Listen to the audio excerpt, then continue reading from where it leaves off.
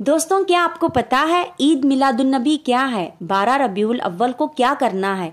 12 रबीउल अव्वल को सबसे अहम और बहुत ज्यादा काम वो है जो हमारे नबी पाक सल्लल्लाहु अलैहि वसल्लम की सीरत को पढ़ना, हुजूर सल्लल्लाहु अलैहि वसल्लम की लाइफ को पढ़ना, जिंदगी के वाकयात को पढ़ना। यानी हमारे नबी कब पैदा हुए, उनका नाम किसने रखा, किस जगह पैदा हुए और उनका पैदाइश वक्त क्या है, नबी के साथ कौन से मुआज़ात सामने आए। यानी पैदाइश से मुताल्लिक जितने भी चीजें हैं उनका जिक्र करना, उनको जानने का नाम ही मिलाद कहा जाता है। हजरत इब्ने अब्बास रजी अल्लाह ताला अन्हा कहते हैं कि हुजूर नबी करीम सल्लल्लाहु अलैहि वसल्लम इस दुनिया में तशरीफ लाए तो आपकी अनुल नाल कटी हुई थी। अनुल नाल को बच्चा पैदा होने के बाद दाया काटती है। आप खतनाशुदा पैदा हुए। अब्दुल मुत्तलिब ये देखकर बेहद हैरान हुए और खुश भी। वो कहा करते थे, मेरा बेटा निराली शान का होगा। आपकी पैदाइश से पहले मक्का के लोग खुश्क साली और कहत का शिकार थे, लेकिन जो ही आपकी दुनिया में तशरीफ लाने का वक्त करीब आया, बारिशें शुरू हो गए, खुश्क साली दूर हो गई, दरख्त हरे भरे हो गए और फलों से लद गए, जमीन पर सब्जा ही सब्जा नजर आने लगा। पैदाइश के वक्त आप अपने हाथों पर झुके हुए थे, सर आसमान की तरफ था। एक रिवायत के अल्फाज ये हैं कि घुटनों के बल झुके हुए थे, मतलब ये कि सजदे की सी हालत में थे। आपकी मुट्ठी बंद थी और शहादत की उंगली उठी हुई थी, जैसा कि हम नमाज में उठाते हैं। हुजूर नबी करीम सल्लल्लाहु अलैहि वसल्लम फरमाते हैं, जब मेरे वालिदा ने मुझे जन्म दिया तो उनसे एक नूर निकला, उस नूर से शाम के महलात जगमगा उठे। आप सल्लल्लाहु अलैहि वसल्लम की वालिदा सैयदा आमिना फरमाती हैं, मोहम्मद सल्लल्लाहु अलैहि वसल्लम की पैदाइश के वक्त जाहिर होने वाले नूर की रोशनी में मुझे बसरा में चलने वाले ऊँटों की गर्दनों तक नजर आए।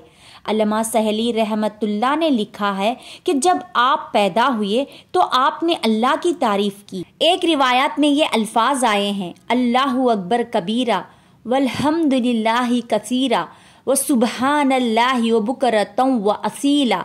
अल्लाह ताला सबसे बड़ा है, अल्लाह ताला की बेहद तारीफ है और मैं सुबह और शाम अल्लाह की पाकी बयान करता हूँ।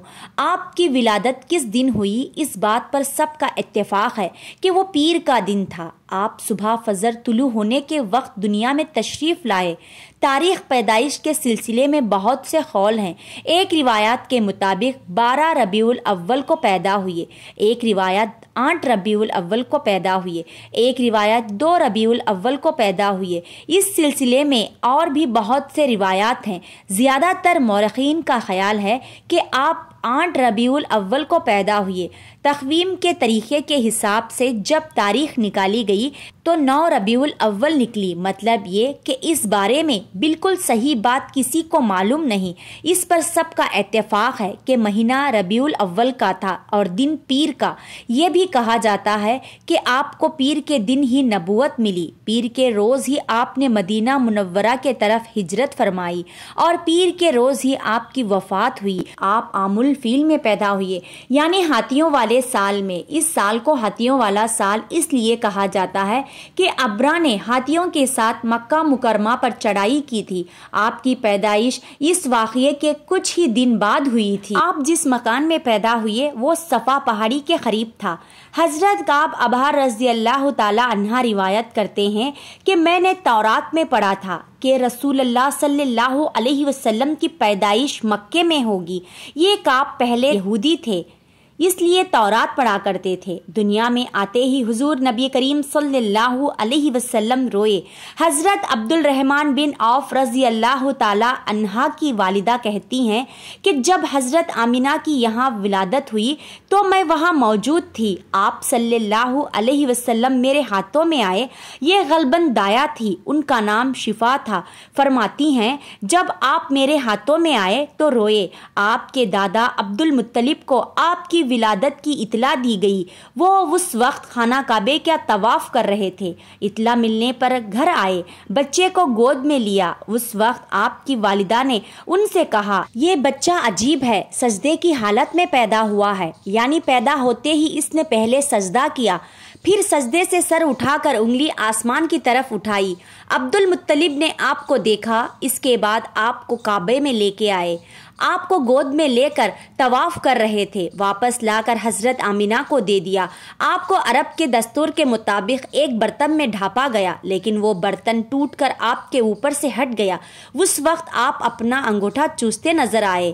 اس موقع پر شیطان بری طرح چیخا۔ محمد صلی اللہ علیہ وسلم کی پیدائش کے 7ویں دن عبد المطلب نے آپ کا عقیقہ کیا اور نام محمد رکھا۔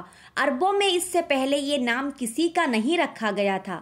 قریش کو یہ نام عجیب سا لگا، چنانچہ کچھ لوگوں نے عبد المطلب سے کہا، اے عبد المطلب، کیا وجہ ہے کہ تم نے اس بچے کا نام اس کے باپ دادا کے نام پر نہیں رکھا بلکہ محمد رکھا ہے، اور یہ نام نہ تمہارے باپ دادا میں سے کسی کا ہے نہ تمہارے قوم میں سے کسی کا ہے؟ عبد المطلب نے انہیں جواب دیا، میری تمنا ہے کہ آسمانوں میں اللہ تعالیٰ اس بچے کی تعریف فرمائے اور زمین پر لوگ اس کی تعریف کرے۔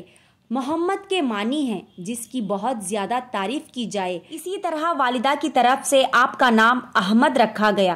احمد نام بھی اس سے پہلے کسی کا نہیں رکھا گیا تھا۔ مطلب یہ کہ ان دونوں ناموں کی اللہ تعالیٰ نے حفاظت کی اور کوئی بھی یہ نام نہ رکھ سکا۔ احمد کا مطلب ہے سب سے زیادہ تعریف کرنے والا۔ علامہ سہیلی نے لکھا ہے، آپ احمد پہلے ہیں اور محمد بعد میں، یعنی آپ کی تعریف دوسروں نے بعد میں کی۔ اس سے پہلے آپ کی شان یہ ہے کہ آپ اللہ تعالیٰ کی سب سے زیادہ حمد و ثنا کرنے والے ہیں۔ پرانی کتابوں میں آپ کا نام احمد ذکر کیا گیا ہے۔ اپنی والدہ کے بعد آپ نے سب سے پہلے سومبیا کا دودھ پیا۔ سومبیا نبی کریم صلی اللہ علیہ وسلم کے چاچا ابو لہب کی باندی تھی۔